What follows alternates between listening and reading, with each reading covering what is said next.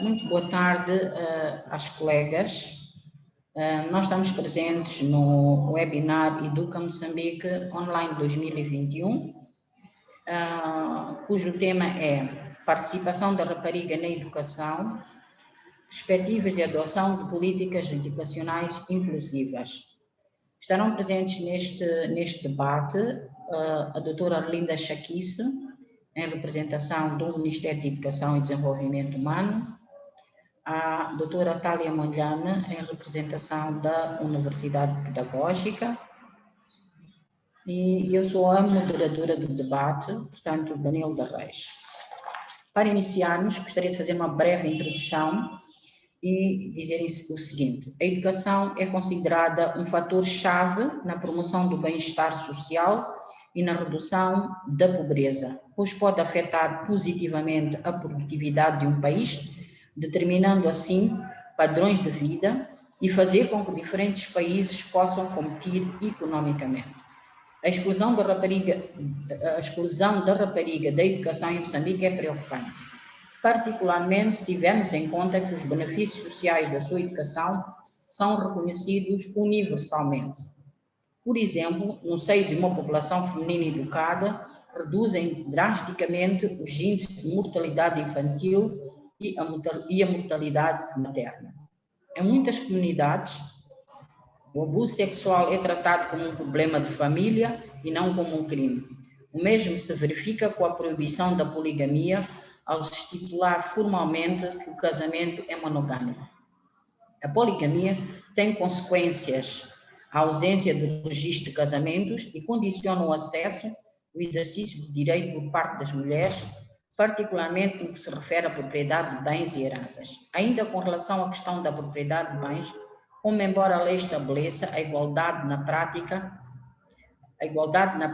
o marido é normalmente o dono dos bens da casa. Esta situação não só preocupa as viúvas, mas especialmente as camponesas, para quem a terra é um instrumento para a sua sobrevivência.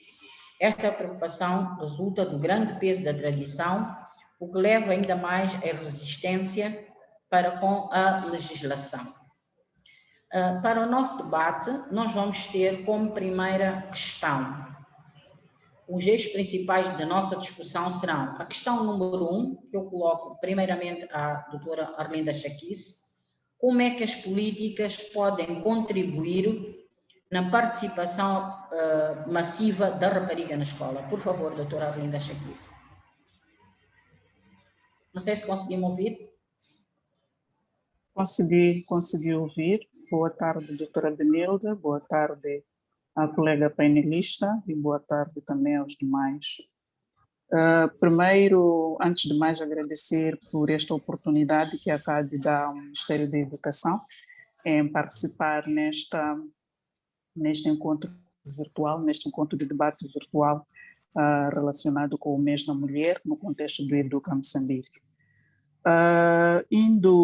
Indo diretamente à resposta à pergunta que faz, importa realçar que desde alguns anos para cá que muitas ações estão a acontecer no contexto da promoção do género e também no contexto da promoção da rapariga em si.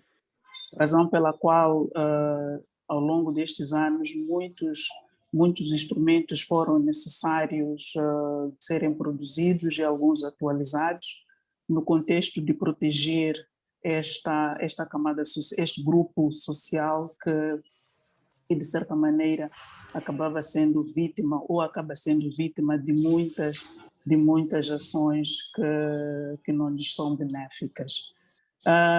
Olhando para a questão das políticas, nós temos acompanhado e temos participado ultimamente que tudo aquilo que é política que deve ser preparada, implementada e revista deve tomar em conta a questão da promoção do género. E isto por si só acaba sendo um primeiro passo naquilo que é a solução dos grandes problemas que enfrentam este grupo. mas não basta apenas que nós possamos ter políticas, é necessário que estas políticas sejam materializadas, que é para, em função disso, nós podermos ter os resultados visíveis a nível deste grupo, que ainda podemos considerar que é um grupo muito vulnerável e suscetível a vários efeitos que não lhes são benéficos dentro da própria sociedade. Poderia aqui até tentar falar um bocadinho mais a nível do próprio setor da educação.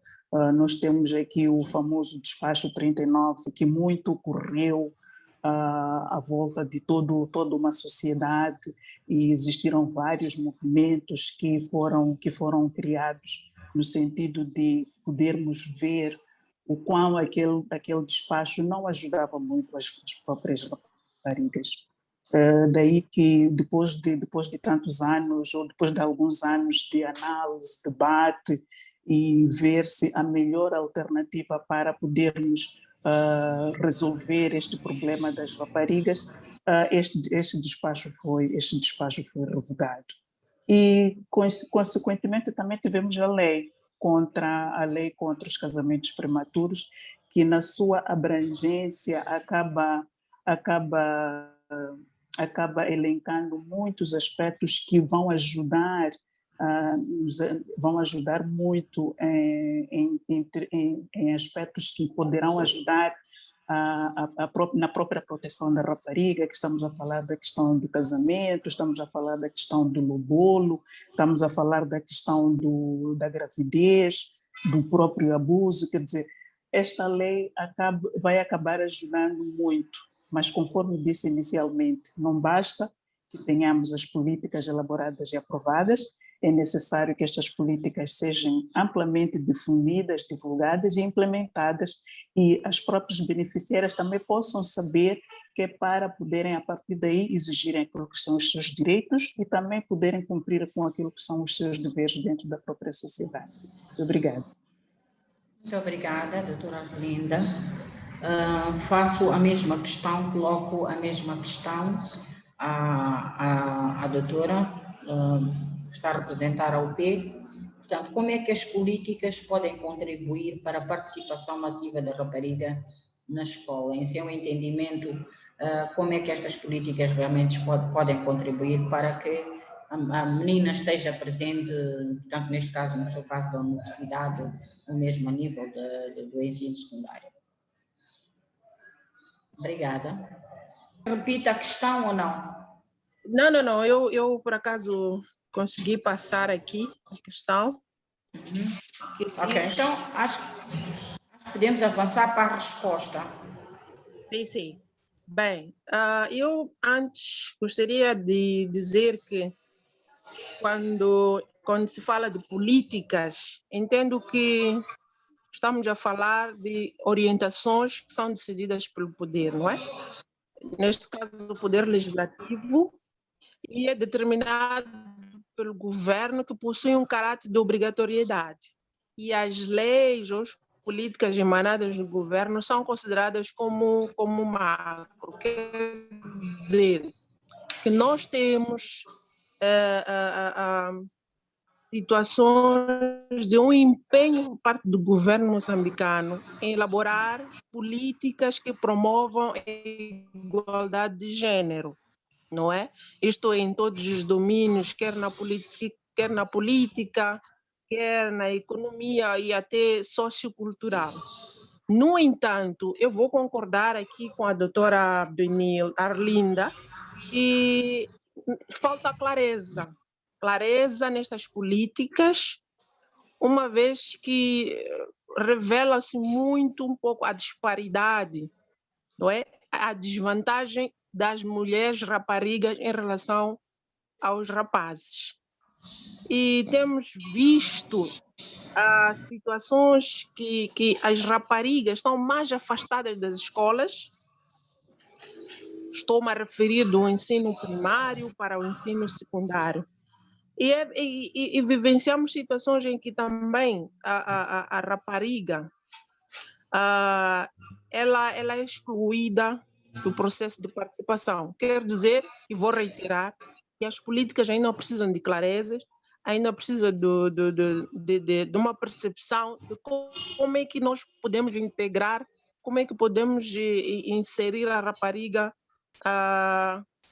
na escola. E mais,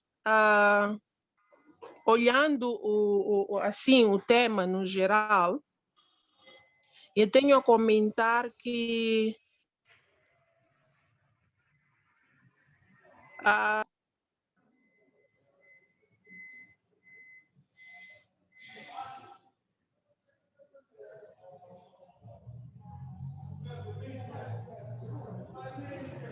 Doutora Tália, deixamos de lhe ouvir de repente.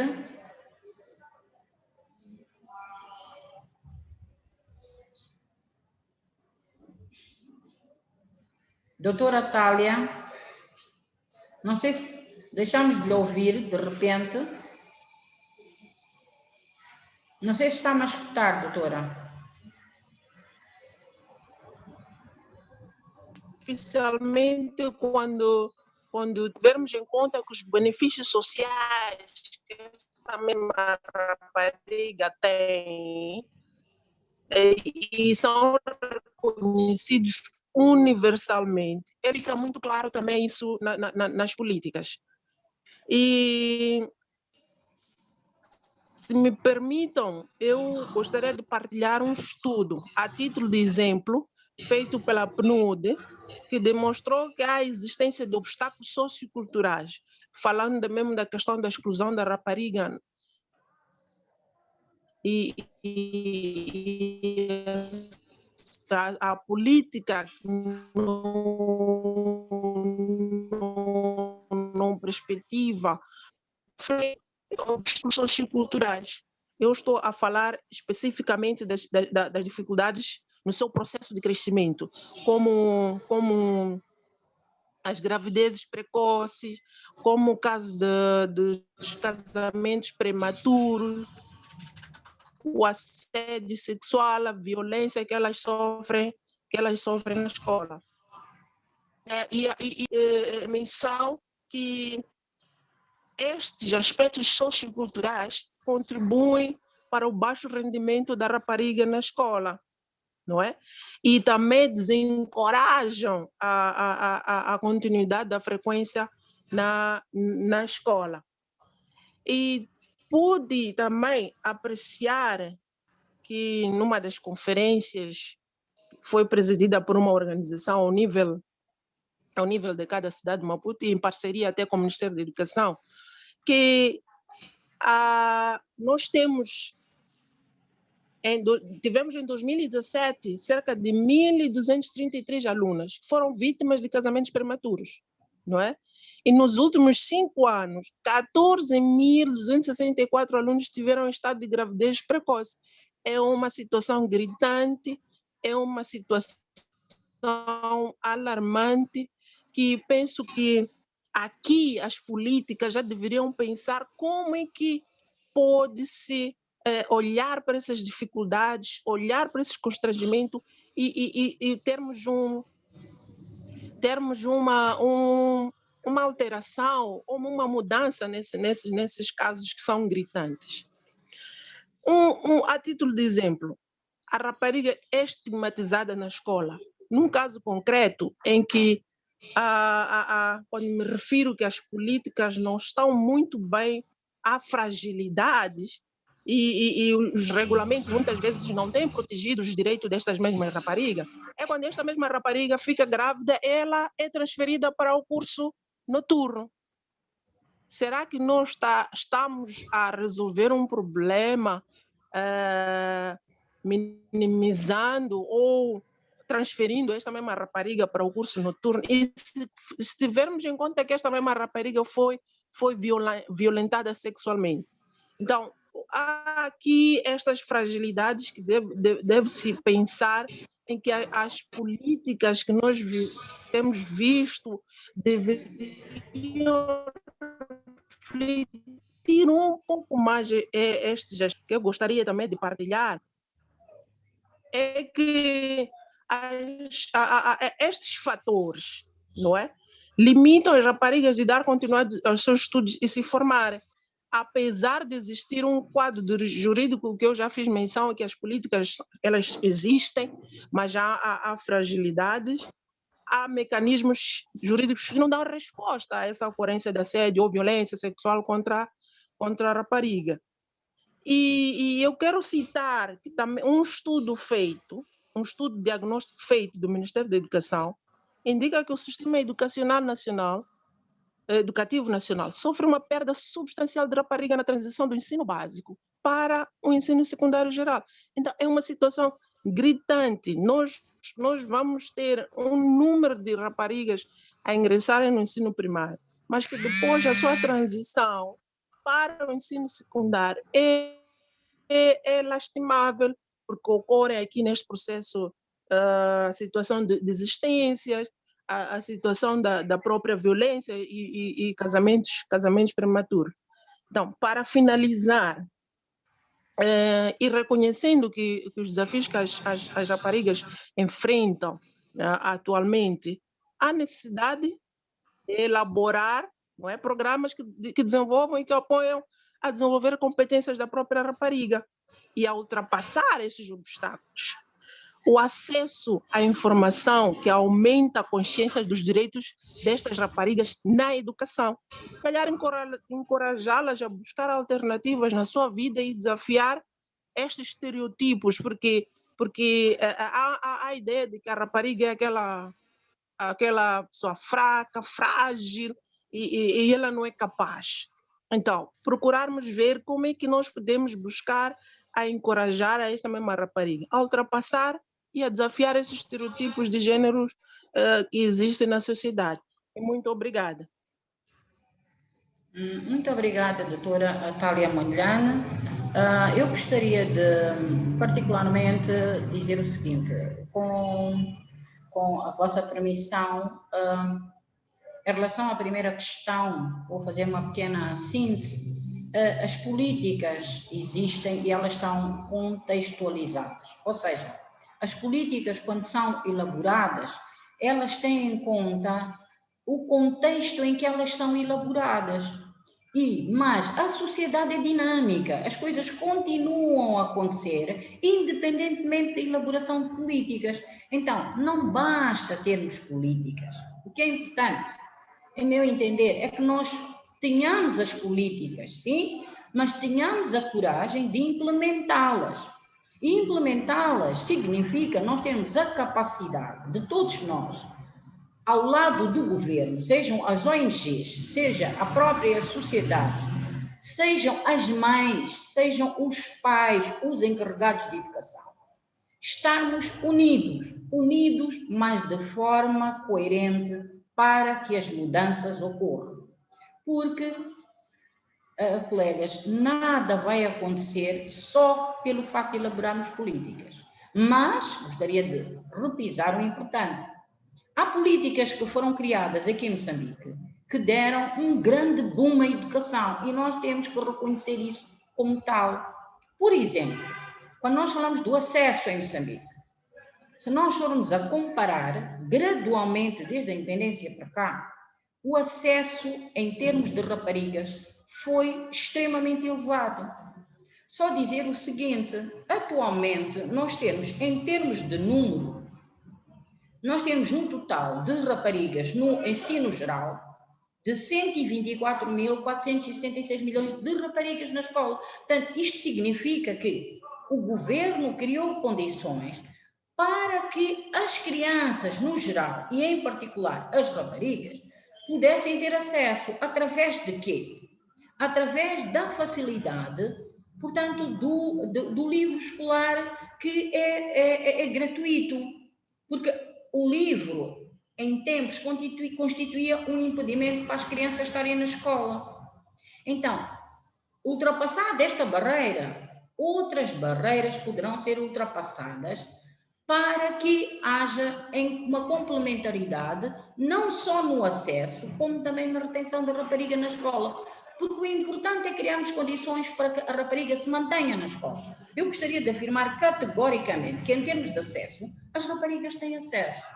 Mas para que elas se mantenham na escola, eu aqui apelo às ONGs, apelo à sociedade civil, apelo em particular às mães e às encarregadas de educação, que particularmente invistam em conversar, dialogar com as vossas crianças e, em particular, com as meninas adolescentes. Porque o segredo de muitas coisas erradas com as raparigas não acontecer, muitas vezes vem de casa. Tem que haver um diálogo e para isso as mães, os pais, os encarregados de educação têm que estar dispostos a escutar os especialistas de educação. As pessoas têm que estar prevenidas, as pessoas têm que estar atentas, alerta, para que certos acontecimentos não entrem dentro da sua casa. Porque quando eles entram, ou às vezes existem dentro da sua própria casa, eles são fatores negativos para que a menina se mantenha na escola. Nem sempre os fatores negativos têm a ver com a instituição escola. Muitas vezes tem a ver com a instituição casa, que é de lá de onde partem os princípios básicos de educação. Então, eu agradeço a vossa participação em relação à primeira pergunta e só quis fazer este pequeno resumo. Então, eu vou partir para a segunda questão, e a segunda questão que eu vou colocar primeiro à doutora Arlinda é a seguinte. Doutora Arlinda, não sei se está-me a escutar. Estou a escutar. Ok, então, a segunda questão que eu gostaria de pôr no nosso debate, que aspectos podem ser melhorados para manter a rapariga na escola? Portanto, quais são aqueles inputs que todos nós, não é só o Ministério da Educação, todos nós, pais, encarregados de educação, podemos, que tipo de ações nós podemos fazer para manter as nossas raparigas na escola?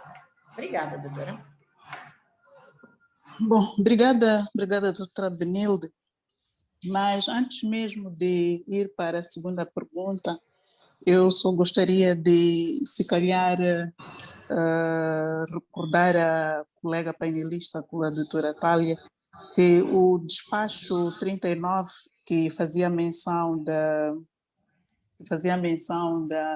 do convite das meninas quando engravidassem para transitarem para o curso noturno nas escolas onde existe um curso noturno, já foi revogado.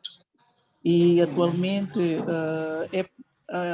as meninas devem continuar a estudar durante o dia.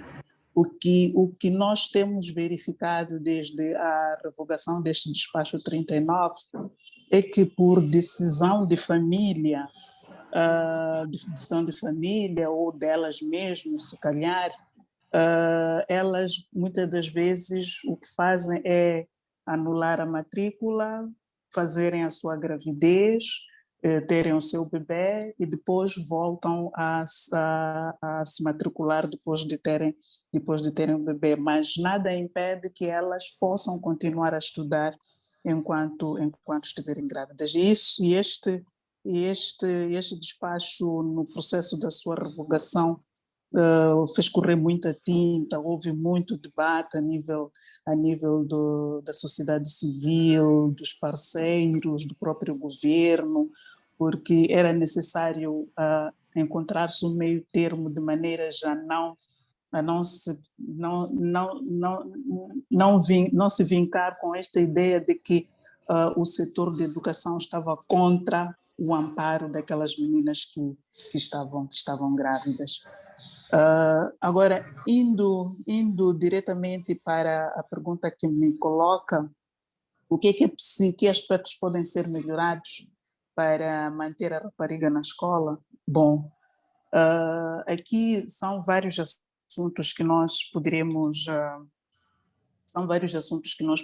elencar, e se calhar poderia aqui dividir aquilo que são as responsabilidades dos pais, aquilo que é a responsabilidade da escola e aquilo que é a responsabilidade dela também como rapariga.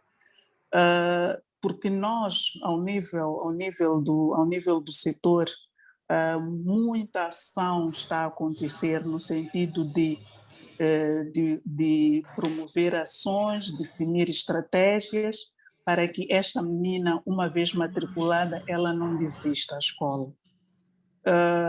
A título de exemplo, temos aqui para começar, temos a questão da gratuidade, agora que é do ensino básico. Tudo bem que é para meninos e meninas, mas que aqui, muitas das vezes, olhando para aquilo que é a realidade da nossa sociedade, quando um pai tem 2 filhos de sexos opostos, acaba investindo mais naquele rapaz em detrimento daquela menina. Então, com a gratuidade do ensino básico, este problema pode ficar ultrapassado. E, por outro lado, também temos a questão do livro, que a doutora Benilde muito bem disse, que esta questão da distribuição do livro também é um dos fatores que concorre para a própria retenção do aluno na escola. Por outro lado, também, a nível de ações infraestruturais, a questão das construções tem muito a ver com a questão do conforto da rapariga. Aqui falo para aquela rapariga que já entra para a puberdade, em que devem se construir sanitários adequados à gestão menstrual.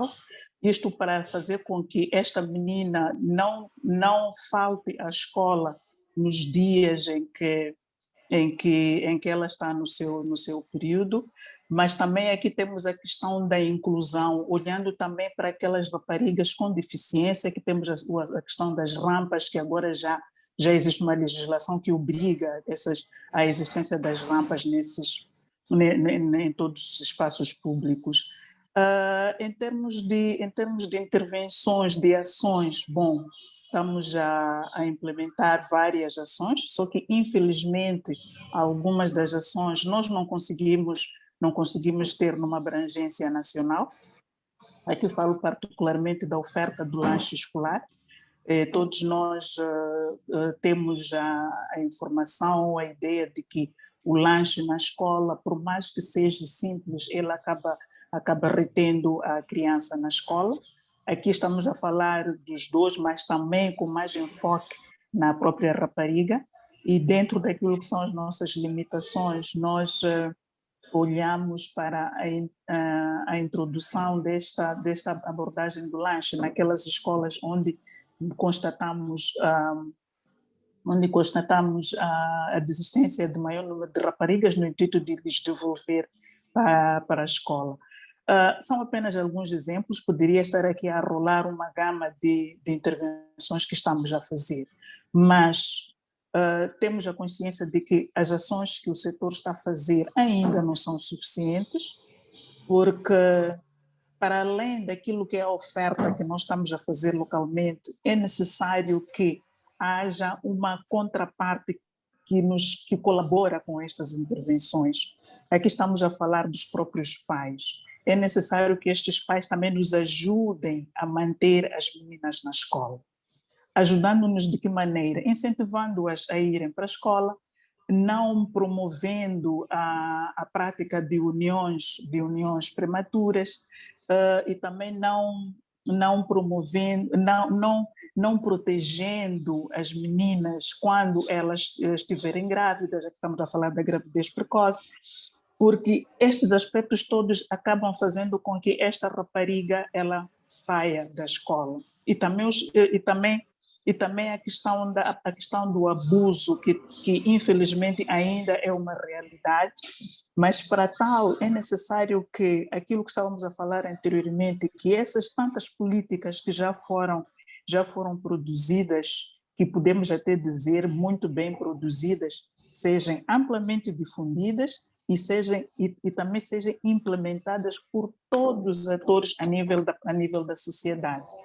Porque se nós não fizermos esses aspectos de maneira coordenada e fazermos de forma isolada, dificilmente poderemos conseguir ter os resultados a breve trecho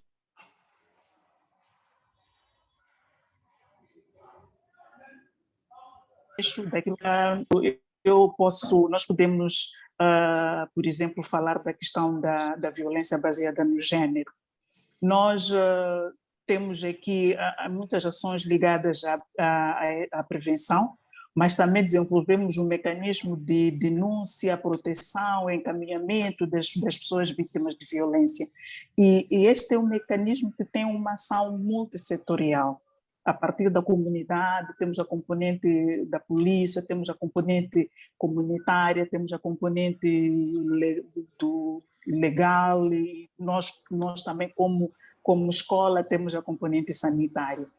Mas se nós não fizermos uma intervenção em bloco e em algum momento existir um gap neste vínculo de interação, dificilmente poderemos ter as nossas preocupações resolvidas e um conforto e uma tranquilidade que nós deveremos dar às meninas. Razão pela qual, muitas das vezes, quando elas são violadas e depois faz-se a denúncia, se a parte que deve intervir no processo de penalização deste indivíduo que cometeu este ato não age devidamente, e a menina vê este indivíduo a circular pela estrada, ela acaba se retraindo, e o melhor mecanismo de defesa que ela adota é não ir à escola, assumindo que ela teve esta violação no seu trajeto de escola a casa ou casa a escola. Então, este é apenas um exemplo. E também realçar aqui que ainda precisamos de garantir mais algumas atividades que ajudam a menina a continuar. Aqui falo num aspecto que a doutora Thalia acabou dizendo, que temos um déficit muito grande de raparigas que não continuam para o ensino secundário. Esta é uma verdade. Nós temos para aí 12 mil, 13 mil escolas primárias, mas temos quase 1 milhão, aproximadamente 1.000 escolas secundárias.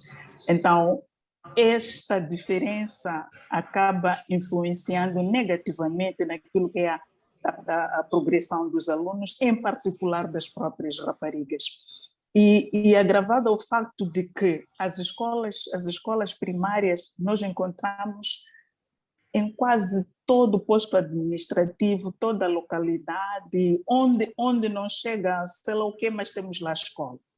Mas as escolas secundárias, infelizmente, já não. Temos as escolas secundárias nos postos nas sedes dos postos administrativos e nas sedes distritais. E agravado com a deterioração ou a degradação dos nossos internatos, que não são, de certa maneira, acolhedores para receber os alunos com maior destaque aqui para a rapariga, olhando a sua fragilidade e a necessidade de um conforto adicional em poder viver naqueles sítios. Muitas delas acabam não continuando a estudar, porque a escola secundária está longe, e também, mesmo estando longe, o internato que está lá não oferece a segurança que ela deveria ter, e a segurança também dos pais, ao poderem de colocar naquele local. Então, este é apenas um exemplo de vários outros aspectos que nós devemos colocar à mesa, no sentido de fazermos com que a rapariga continue lá. Um assunto prático que estamos a viver agora é com o assunto da Covid. A Covid mostrou-nos que nós precisamos de água nas nossas escolas. Precisamos de sanitários limpos e funcionais nas nossas escolas. E provavelmente, durante muitos anos, a menina foi sofrendo silenciosamente pelo déficit destas infraestruturas naqueles momentos em que ela muito mais precisava. E nós íamos tentando descobrir e ver o que se passa, vamos dar pensos, mas este é um assunto básico que durante muitos anos foi ficando ali na mesa, mas que infelizmente nós não estamos a conseguir fazer a leitura. E é aquilo que a gente diz, que a Covid trouxe muitos males, mas por outro lado, também trouxe-nos muitos assuntos que nos ajudaram a ver que muito ainda temos que fazer no sentido de tornar as nossas escolas seguras e saudáveis, acolhedoras e atrativas também, para que as meninas possam vir, os pais possam se sentir confortáveis em mandar as meninas para a escola, mas também que eles colaborem no processo de educação dos seus filhos e vigiem também os seus filhos. A sociedade hoje, infelizmente, e com muita pena a gente diz, acaba relegando quase toda a responsabilidade da educação para a escola, mas o primeiro ponto da educação de uma criança, do indivíduo, é dentro de casa. A escola apenas faz o complemento e tenta transmitir aquilo que são os conhecimentos científicos, mas aquilo que é a educação base deve vir de casa. Mas para não monopolizar aqui o diálogo, eu preferiria parar por aqui, doutora Binelda. Muito obrigada. Muito obrigada, doutora Arlinda. Eu vou pedir à doutora Thalia Mangane que possa fazer a sua intervenção relativamente à segunda pergunta, que é: que aspectos podem ser melhorados para manter a rapariga na escola? Doutora Thalia, não sei se está em condições de entrar para fazer a sua intervenção.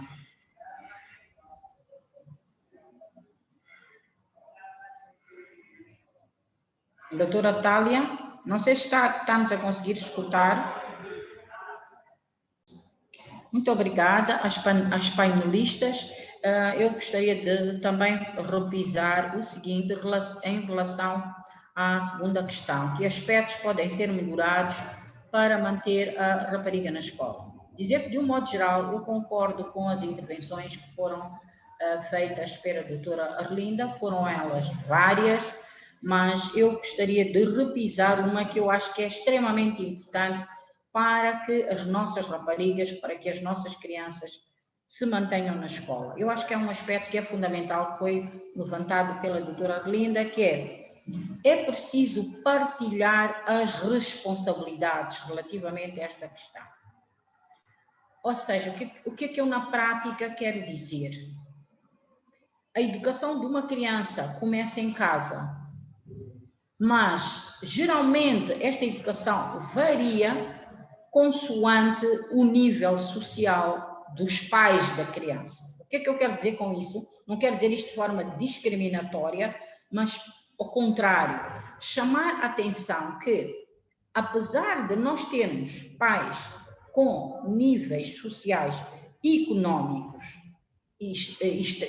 diferenciados, não significa que muitas vezes o pai, os pais ou aquela criança de famílias mais vulneráveis é aquela criança que tem mais problemas. Isto não é automático. Nas sociedades as coisas são dinâmicas, não funcionam desta forma. Problemas existem em todas as famílias. E coisas boas também existem em todas as famílias, independentemente de elas serem vulneráveis ou de elas terem uma posição social ou económica mais confortável. Então, o que é que eu queria dizer com a partilha das responsabilidades para a manutenção das raparigas na escola? É importante que cada um de nós faça a sua parte.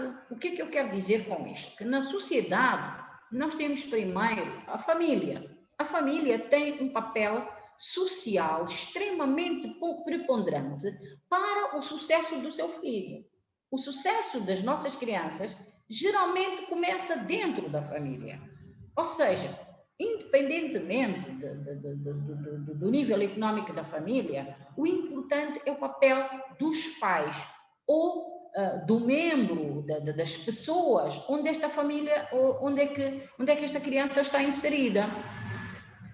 Porque nem todas as famílias são constituídas por pai e mãe, portanto, existem famílias totalmente diferentes, existem as famílias alargadas, as famílias restritas, mas o importante é o papel destas famílias quando a criança começa a ir à escola e particularmente a rapariga. Então, eu volto a dizer que partilhar as responsabilidades é extremamente importante, principalmente a partilha da responsabilidade entre a escola e a família.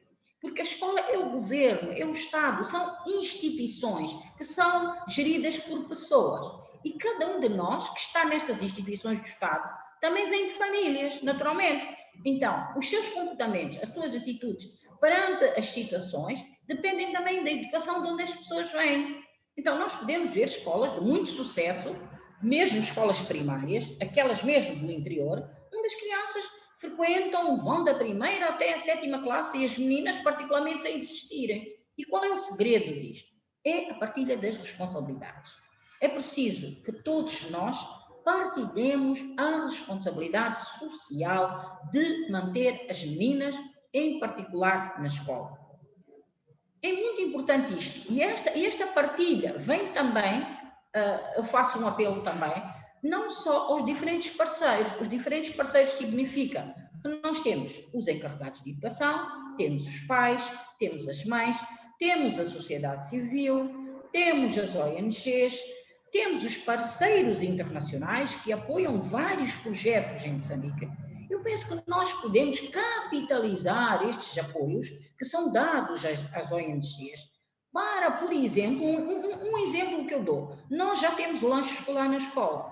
Se nós tivermos ONGs, se nós tivermos instituições nacionais, os empresários, as empresas, particularmente eu faço apelo às empresas dirigidas por mulheres, que particularmente possam apoiar as nossas meninas nas escolas.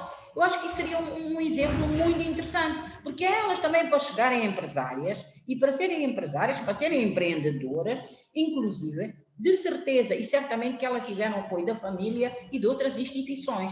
Portanto, não queiramos deixar a responsabilidade de manter as meninas e as raparigas na escola como ação do Estado.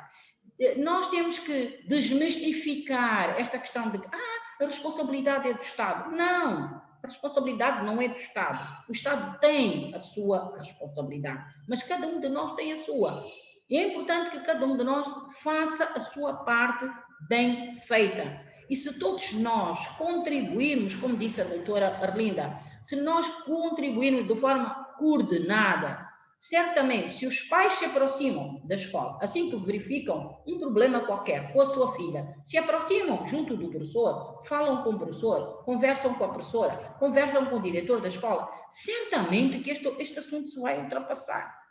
Mas, se houver da parte do encarregado de educação, do pai, da mãe, uma indiferença total, dizendo que a responsabilidade é da escola, logicamente que isto nada vai acontecer de bom.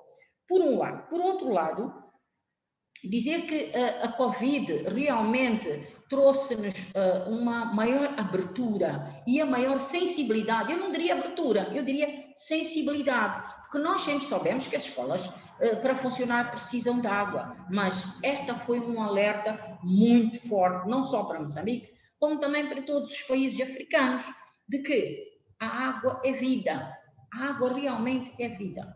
E se nós temos as nossas escolas equipadas para podermos ter as casas de banho, principalmente as casas de banho para as raparigas, com água, e elas puderem fazer a sua higiene durante o período menstrual, certamente que elas vão se sentir confortáveis em estar na escola. Isto eu tenho a certeza absoluta, que isto vai melhorar a presença das meninas na escola, não tenhamos dúvidas. Mas podemos ter um outro aspecto que pode ser realmente impedidor. Ou seja, nós podemos ter as casas de banho, nós podemos ter a água, mas é necessário as professoras, particularmente as professoras, ensinarem as crianças no ensino primário a usar estas casas de banho.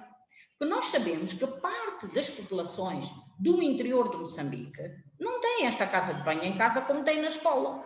Então, o menino vai encontrar esta infraestrutura, mas se calhar não sabe usá-la.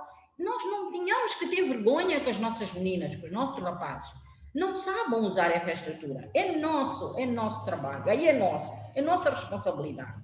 Nos primeiros dias de aulas, e eu aconselho que isto seja feito em todas as escolas, visitas guiadas pelas professoras às meninas, às suas casas de banho, para ensiná-las a usar e a preservar, a manter, para que esta casa de banho, para que esta água que foi colocada na escola, possa ficar ao longo de todo o ano. Portanto, é um trabalho educativo, é um trabalho que realmente exige de nós um esforço adicional. Porque nós estamos habituadas, como professoras, chegamos, damos a nossa aula e vamos para casa.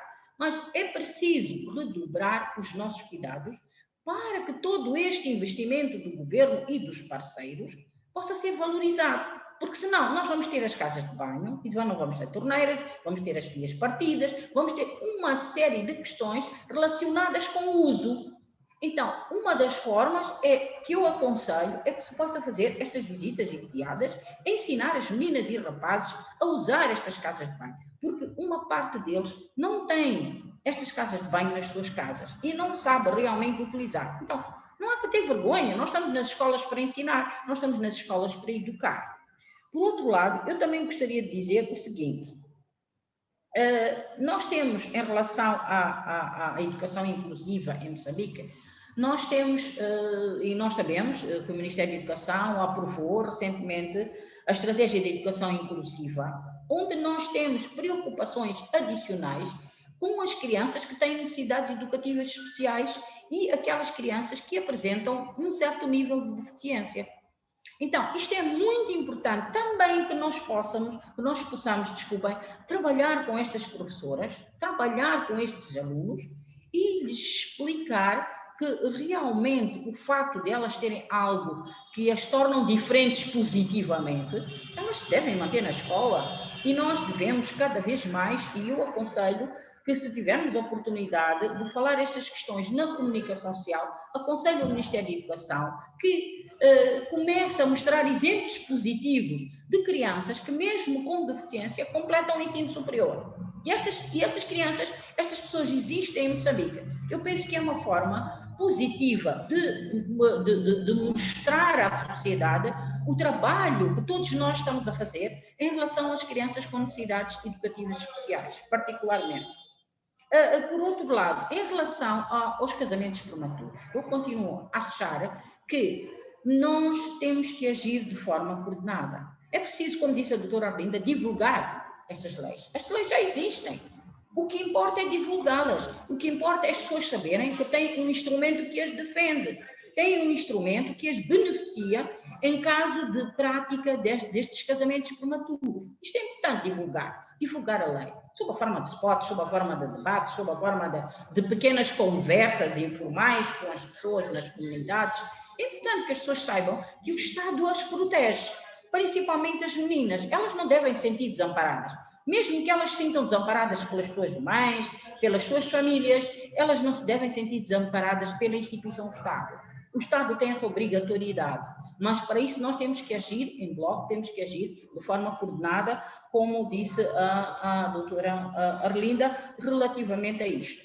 E também eu gostaria de voltar a repisar um pequeno aspecto que tem a ver com o decreto, o despacho 39.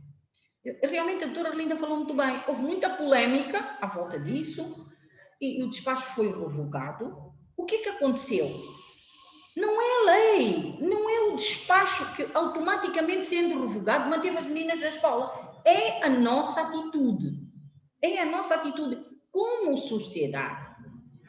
E nós temos que ser proativos na sociedade moçambicana para que nós possamos, de forma harmoniosa, não combater, eu não diria combater, mas mostrar à sociedade qual a vantagem das meninas estarem na escola, mesmo com todas as dificuldades que as famílias possam ter. Nós que estamos aqui neste momento como painelistas, certamente que não viemos de famílias ricas, viemos de famílias que tiveram muitas dificuldades, mas os nossos pais sempre nos incentivaram, apesar de todas as dificuldades que nós passamos, sempre nos incentivaram a ir à escola e a continuar até onde é que os nossos pais conseguiam ir. E em certos momentos, até fomos nós, muitas de nós estudaram, porque conseguiram fazer muito esforço adicional para ir até ao fim, ter um nível de escolaridade obrigatória feita. E há muitas meninas, eu gostaria de dar valor a essas meninas, que mesmo com esforço adicional, mesmo tendo as famílias com dificuldades, elas conseguem chegar até o nível da licenciatura. E há essas meninas, é preciso pôr essas meninas a falar nas televisões. É preciso pôr essas meninas a falar na rádio para incentivar e saber que, apesar das dificuldades, eu posso chegar onde eu quero. Sonhar não é proibido e sonhar não se paga. Porque muitas vezes, às vezes, as pessoas colocam a questão financeira como uma barreira principal. E nós devemos de ultrapassar isto na sociedade moçambicana, como ultrapassamos no passado. No passado, nós ultrapassamos com muita facilidade. Não eram as questões financeiras que nos impediam de evoluir. Mesmo com as barreiras financeiras, nós ultrapassamos assuntos e questões na educação que na altura pareciam intransponíveis.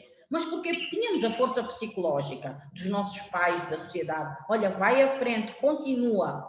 Então, eu quero mesmo propor e sugerir que as nossas intervenções sejam proativas, sejam fazer coisas e não dizer coisas. Não basta só dizer coisas, é preciso fazer coisas, é preciso fazer acontecer. As sociedades das tecnologias têm uma coisa muito boa. Ela não só nos permite que nós possamos, estando distantes, nos escutarmos uns aos outros, mas fazer acontecer coisas. Fazer acontecer coisas boas, positivas. Muito obrigada. Eu vou entrar na outra questão, na questão que vem a seguir. Não sei se a doutora Thalia está em condições de intervir agora, ou não? Estou. Pode intervir, doutora. Pode intervir. Estou de volta. Mil perdões. Alô? Ok. Eu vou direto à resposta à segunda questão. Obrigada. Dizer que estamos de parabéns porque pelo menos há um movimento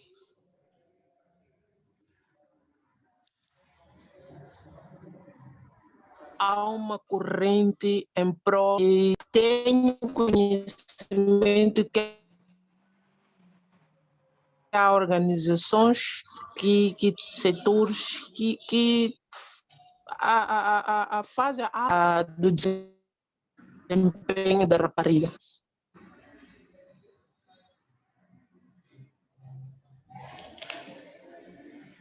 E eu penso que é momento de uma sociedade, a família, a doutora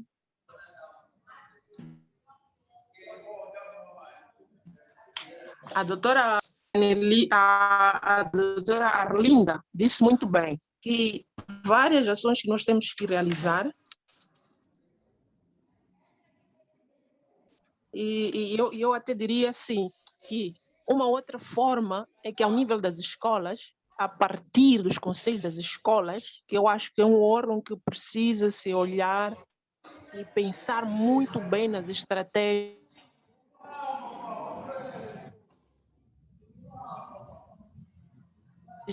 em termos das funções funcionais dessas atividades.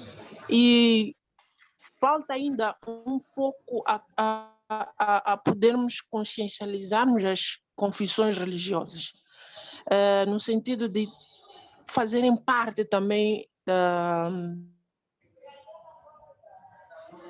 vida da escola. É verdade que nos conselhos de espaço em que nós temos a abertura de colocarmos um representante, o líder religioso ou líder comunitário, mas é também verdade que nós podemos olhar para essas confissões religiosas e essas confissões religiosas possam fazer integrar ao nível das escolas, que é para poder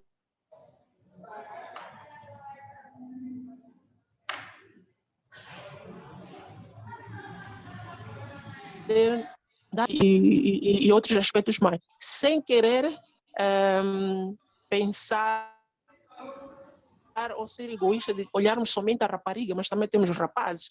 Mas no caso, nós olhamos agora a rapariga como esta camada social frágil e que ela se sujeita a vários aspectos e automaticamente acaba ficando ela se excluindo dos outros processos decisórios e de participação na escola. E eu digo também que é preciso reformularmos os currículos.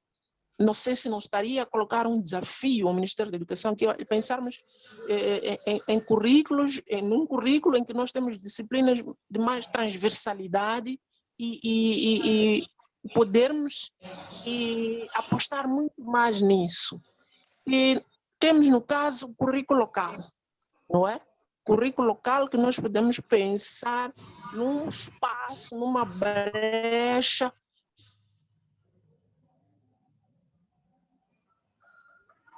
Um pouco essa transversalidade, da retenção, da integração da rapariga nas escolas. Eu quero concordar com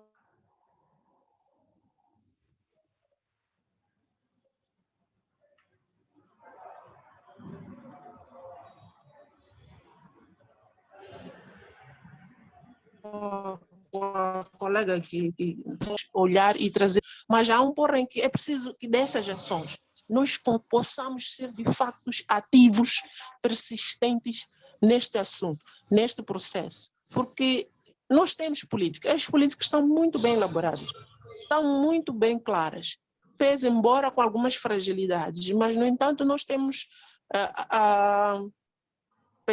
o grupo da sociedade, o grupo dos pais, a própria rapariga, que elas são as próprias mentoras da implementação dessas políticas. Então, há um trabalho de sensibilização aqui, de consciencialização, podermos impulsionar alguns projetos de intervenção nas escolas, de modo que nós possamos garantir a retenção da rapariga nas escolas. E há uma situação que nas zonas rurais a questão pode ser ainda mais crítica, porque nós temos alguns aspectos socioculturais.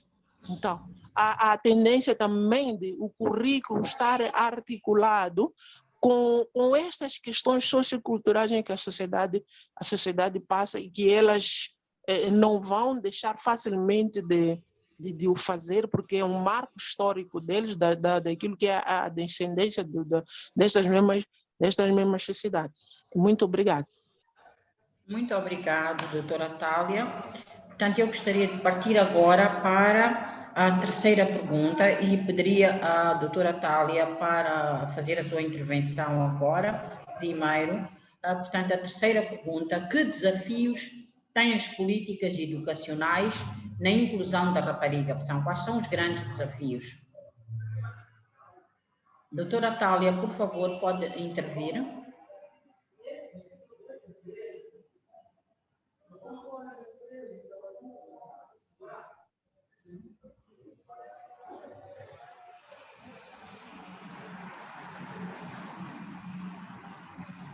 A questão é sobre que desafios?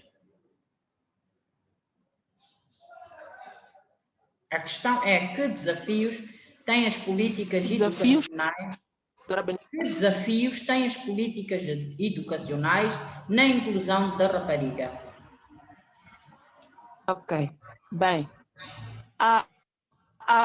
daquilo que nós já rolamos, ou daquilo que nós fomos refletindo, e de tantos outros estudos que são feitos, desafios há, não é? Desafios que há, e estamos a passos mesmo bem curtos, posso arriscar a dizer isso, de podermos ultrapassar estas situações.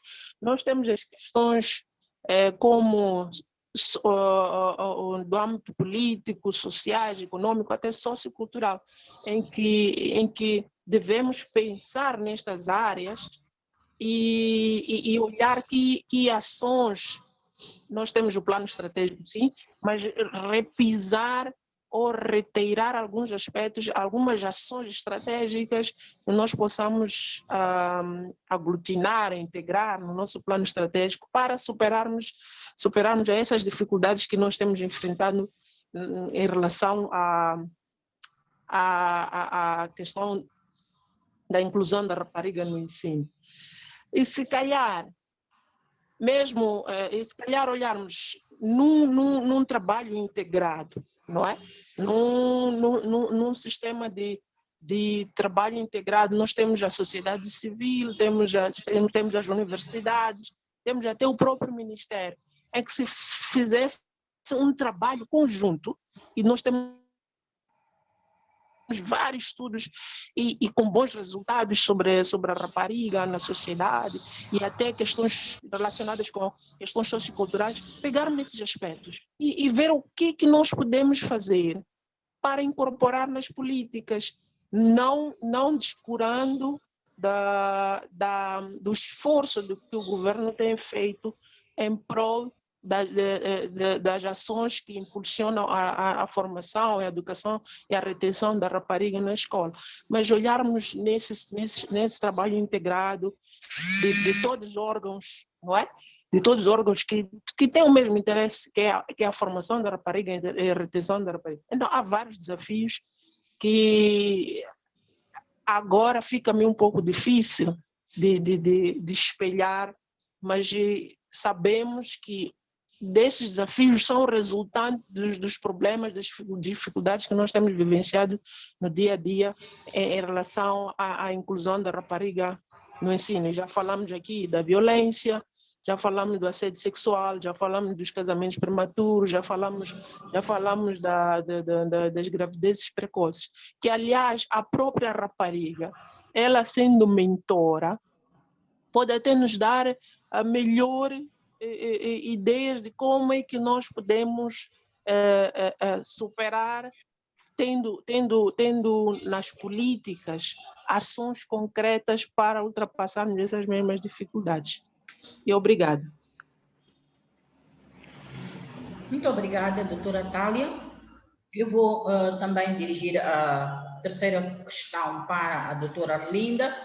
Portanto, que desafios têm as políticas educacionais na inclusão da rapariga na escola? Quais são os grandes desafios? Bom, muito obrigada por esta reunião. De fato, está a ser muito interessante. Eu iria aqui falar dos desafios versus constrangimentos, porque nós temos o contexto atual do nosso país, em que a nossa própria instabilidade política, vamos assim dizer, traz ao de cima a vulnerabilidade da própria rapariga, principalmente naquelas zonas em que há muitos deslocados, há muita mobilidade de pessoas. As raparigas, elas acabam sendo mais vítimas do que o próprio processo. E isso temos ouvido os relatos através da imprensa de situações de violação, de gravidez, de assédios e por aí fora, mas principalmente da violação. E de certa maneira, este problema vai repercutir naquilo que é o seu processo de aprendizagem. E se calhar até algumas delas, mesmo nos locais de acomodação, onde são orientadas para serem reconduzidas para as novas salas ou novas turmas, elas podem se sentir retraídas e não poderem aceder. Também um outro desafio que eu também acho mais um constrangimento é mesmo na expansão da nossa rede escolar, aquilo que eu dizia anteriormente. Nós ainda precisamos de expandir mais a nossa rede escolar. Temos a questão da educação para todos, mas aquilo que é o acesso ainda não é equitativo para todos. Pese embora nós, dentro do nosso plano estratégico 2020-2029, temos aqui como um dos objetivos estratégicos a garantir a inclusão e equidade no acesso e na participação e retenção, no qual temos uma das áreas de enfoque, que é a questão da igualdade de oportunidades, de acesso e retenção, incluindo a nível do género e necessidades educativas especiais. Temos esta vontade de querer fazer, mas, para além desta vontade, há muita intervenção que deve ser feita. Nesta questão da parte infraestrutural, nesta questão das estratégias que devem ser adotadas para garantir a retenção da própria rapariga, que isso, de certa maneira, por mais que nós tenhamos vontade, ainda constituem alguns desafios. E aliados a isso, temos a própria questão da disponibilidade dos orçamentos para respondermos às necessidades imediatas e futuras que nós gostaríamos de aqui elencar. O nosso plano estratégico ele foi produzido respeitando muito esta questão da igualdade do gênero, e muitas ações estão aqui muito bem vincadas no que diz respeito à proteção da rapariga, mas é necessário que estas ações que aqui estão sejam materializadas e implementadas de acordo com os planos operacionais que vão garantir a implementação deste mesmo plano estratégico. Existe muito um movimento que está a acontecer a vários níveis, incluindo a nível do próprio Ministério da Educação, de projetos, de intervenções que olham para a rapariga. Mas estes movimentos todos que acontecem, ao meu ver, se acontecessem de maneira mais sinérgica, nós poderíamos capitalizar muito aquilo que são os recursos que são fracionados em cada um destes projetos e poderíamos ter aqui uma maior robustez e uma intervenção muito mais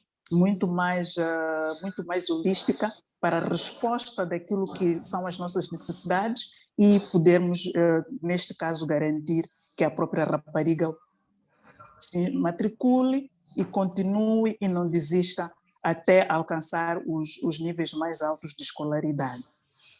Outro desafio que eu acho que nós também temos que ver, nós somos vocacionados na formação do ensino geral.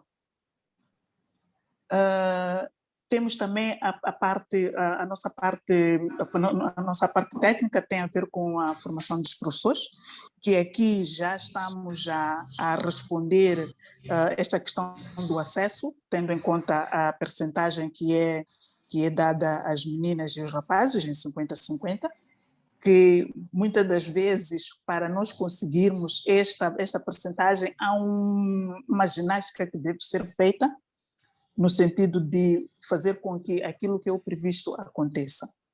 Mas, para além da questão da formação do professor, não sei se a nível das outras instituições, falamos aqui estamos aqui no painel com uma colega do ensino superior, se calhar do ensino superior ligada à formação também de professores para o ensino secundário, se calhar, se nós pudéssemos, a nível destas instituições que estão vocacionadas na formação de professores para o ensino secundário, podermos ter a oportunidade, não sei se eu diria de bolsas, ou de cotas, ou de vagas, principalmente para a rapariga, proveniente de determinadas regiões, que é para ela poder se formar, voltar para as suas zonas de origem, onde existe o ensino secundário, e a própria comunidade poder assumir que não é apenas a professora primária que pode ser mulher, mas o professor do ensino secundário também pode ser mulher. Então, estes provavelmente são assuntos que eu acredito que, se nós conseguirmos ultrapassar estes desafios, nós estaremos a motivar e a tranquilizar muitos pais no sentido de encorajarem os seus filhos a irem para além da escolaridade básica para poderem se formar, voltarem e responderem aos anseios da própria comunidade. Outro grande desafio que nós temos é a parte cultural. Esta parte cultural,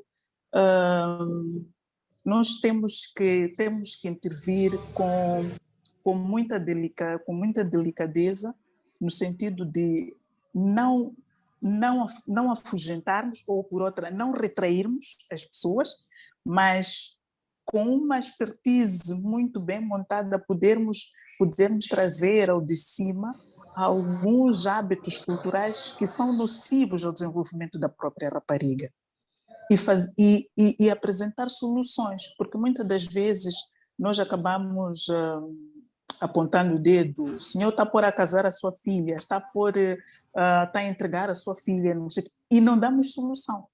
Então, é importante que as alternativas que nós possamos trazer ao discutirmos esses aspectos culturais também apareçam, que é para eles poderem perceber que, afinal de contas, o mundo não termina quando não podem continuar a perpetuar aquelas práticas que acabam sendo nocivas para a própria sociedade, quer através de incentivos para a própria promoção da educação, através de oportunidades de acesso, mobilização, usá-las como mentoras, como muito bem foi dito, e também como exemplos para outras comunidades, de maneira já a podermos reverter. Há um termo que me foge agora, que como se fossem embaixatrizes de determinadas ações em determinadas zonas que estavam convictas de que a mulher não é capaz de fazer uma determinada ação. Então, infelizmente, nós somos um país em desenvolvimento, temos muitos desafios ainda pela frente, mas acredito que se nós juntarmos as sinergias que existem, nós poderemos ter programas holísticos e muito bem montados e que possam nos ajudar a ultrapassar estes grandes problemas. A solução pode até não ser a curto prazo, mas a médio e longo prazo nós poderemos avançar. E aqui, por exemplo, nós agora estamos com um problema da alfabetização. E aquilo que se diz é que a alfabetização, a taxa de analfabetismo que existe agora é maioritariamente de jovens. Claramente que não são aqueles do pós-independência, são jovens atuais. E